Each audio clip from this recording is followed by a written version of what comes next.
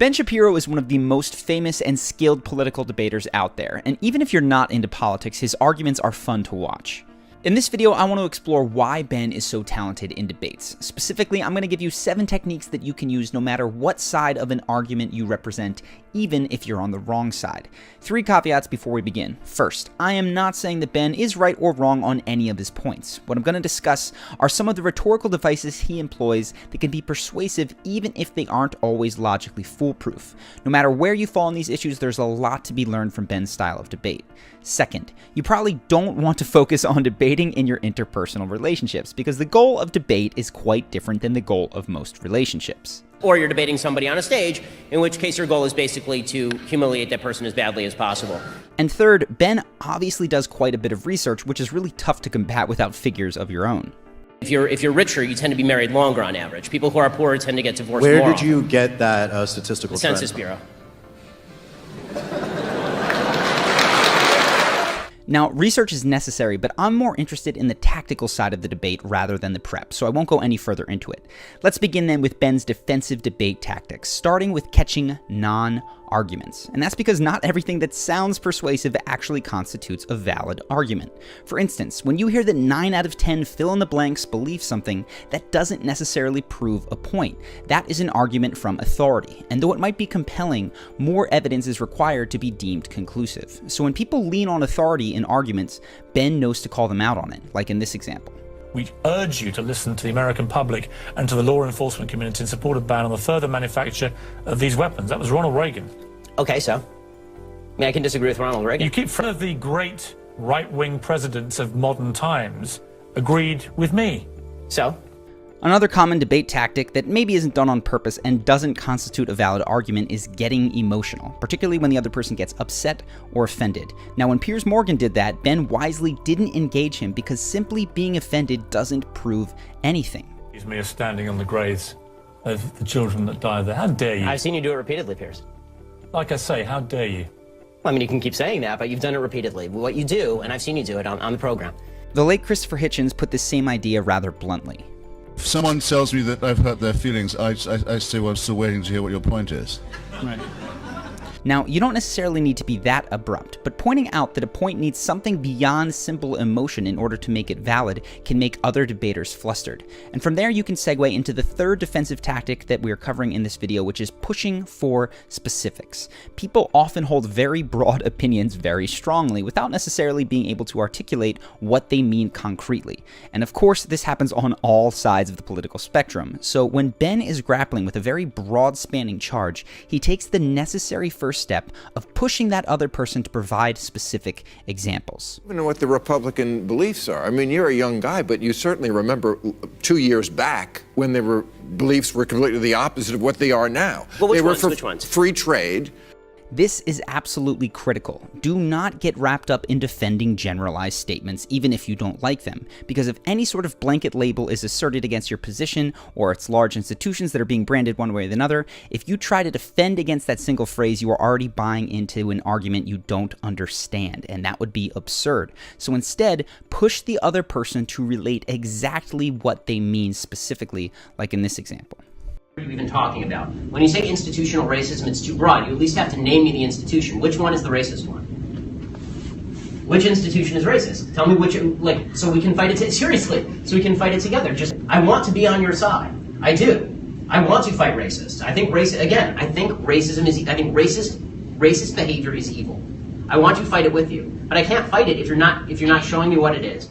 Similarly, and lastly, on the defensive side, Ben knows his arguments inside and out, so he doesn't get sucked into defending points that his argument doesn't require. For instance, in this next clip, Ben is talking about how Trump will say outrageous things knowing that it sets the media ablaze. And his point is that Trump knows what he's doing, and he does it on purpose in order to control the news cycle. Now, when Don Lemon responds saying that Trump shouldn't be doing that, Ben doesn't bother defending the morality of his actions. He's only talking about the purpose of them.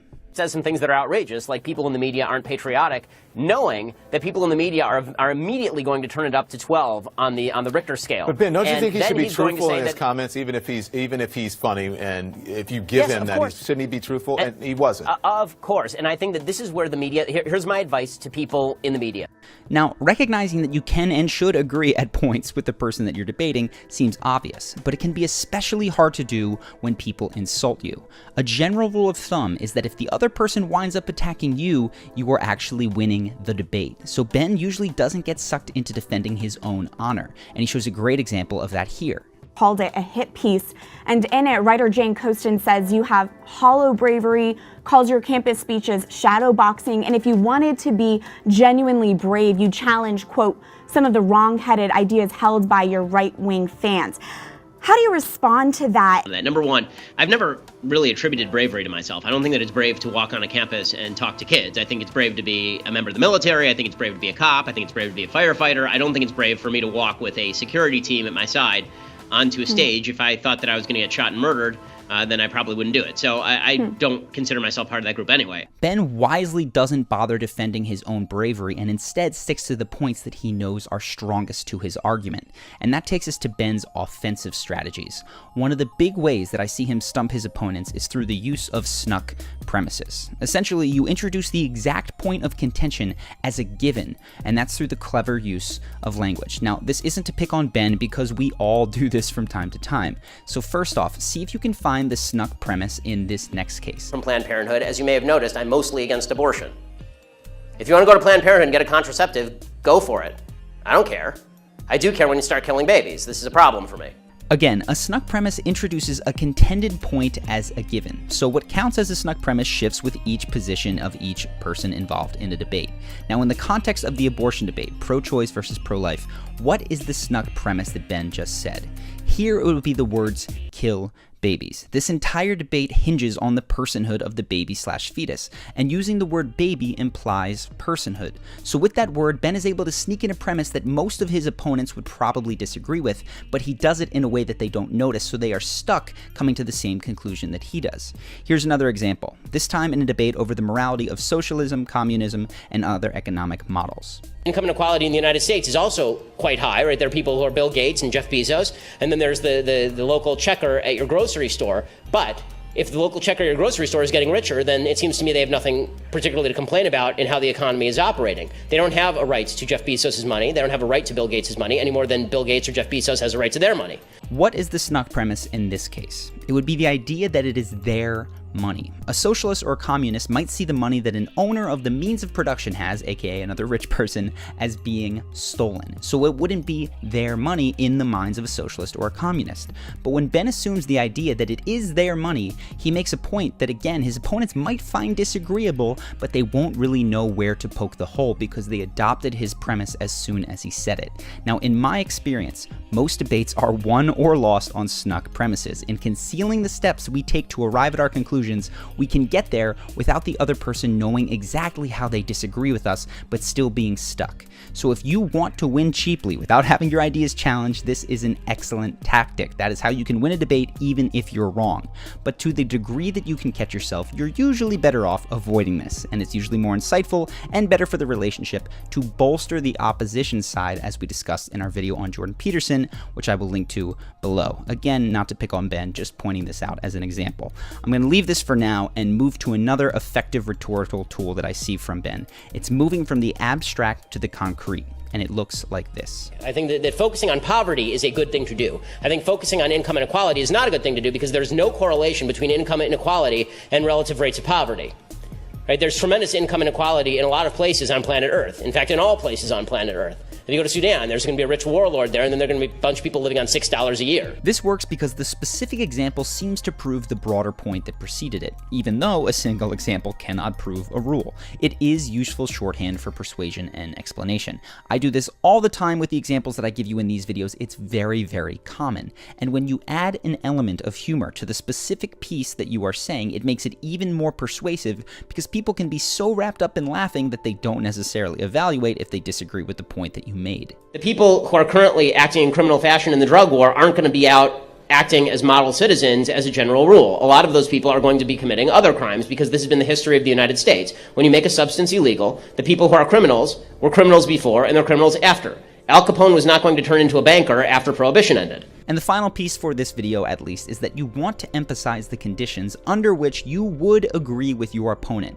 What evidence would you need? Now, we previously saw Ben do this with regards to institutional racism in a previous clip. Racist behavior is evil.